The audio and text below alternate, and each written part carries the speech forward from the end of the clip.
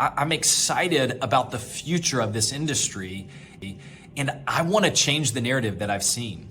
And one of the ways that I think that we can do that is by taking responsibility and taking hold of our role and this industry and start laying new tracks.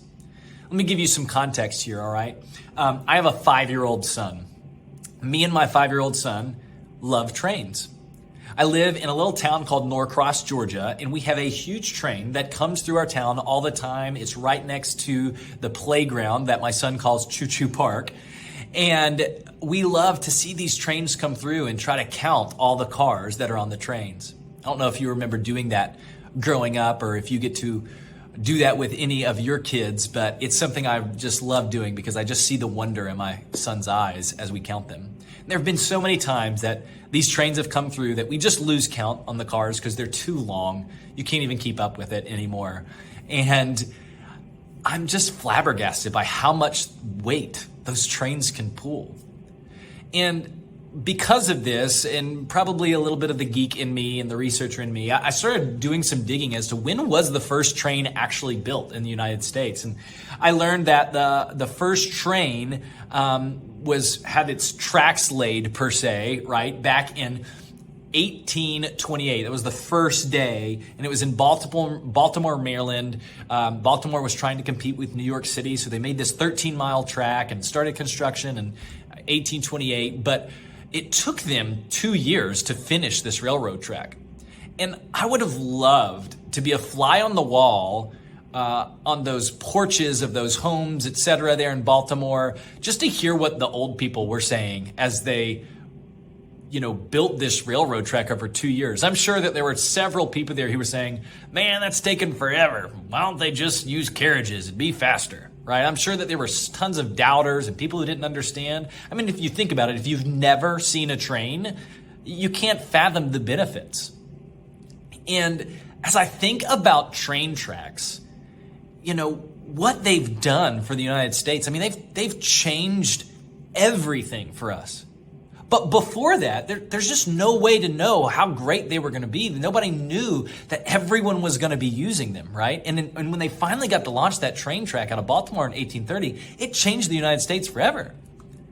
And when I think about where we're at with provider recruitment, I think that a lot of people are looking in from different industries in recruitment and saying, you should do this, you should do this, you should do this. And they don't understand that really the secret to great recruitment is a lot like laying train tracks. It's not an immediate results type of job. It takes time. You've got a lot of tracks you've got to lay before you can start transporting and bringing great providers to your communities. And those train tracks are built on relationships. It's all about relationships. You know this, I know this, but not everybody on the outside knows this. And so I wanted to share just some encouragement with you, because what I am finding as I talk to different health systems across the country, one of the biggest competitive advantages to a health system is their provider recruitment team. It's the provider recruiters who are going to make a difference in diversity and inclusion. It is the provider recruiters who are leading the forefront at solving the problem of the physician shortage. It's the provider recruiters that are the first impressionists, the cultural torchbearers of the health system. It is the provider recruiters that are giving that experience to these potential candidates. It is the provider recruiters who are the competitive advantage. And the best provider recruitment teams, what they do differently from everyone else is they lay tracks of relationship.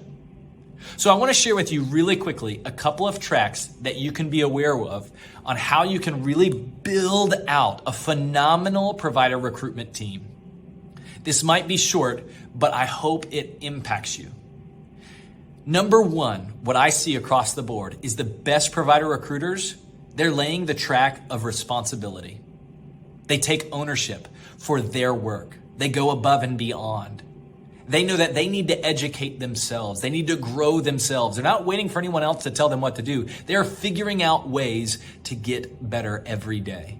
They're taking responsibility for their role. Number two is they carry themselves with absolute respect. That means they respect their candidates. They show their candidates white glove service, absolute respect. But in addition to that, they're also demanding respect from their hiring managers by being a service matter expert. One of the best things that you can do as a provider recruiter, not just treat your candidates well and give them a great experience, but also to be a service matter expert and start earning the respect of your hiring managers. The third way that they're laying tracks is by being authentic. There is no perfect way to do this job.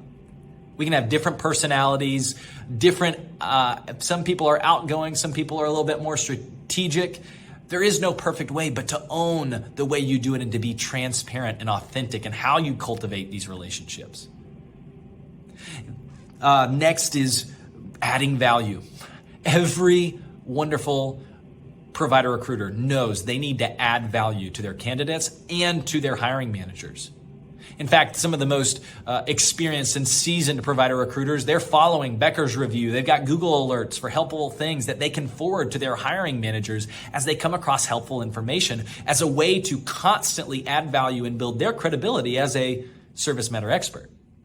And then lastly, they do it with consistency.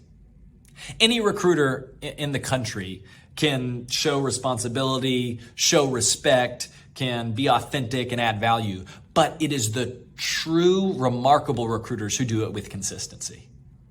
And I will tell you this right now, if you do these 5 things, if you cultivate these deep relationships in this industry with your hiring managers and your candidates, you will have the greatest competitive advantage because everyone else out there is trying to do things faster.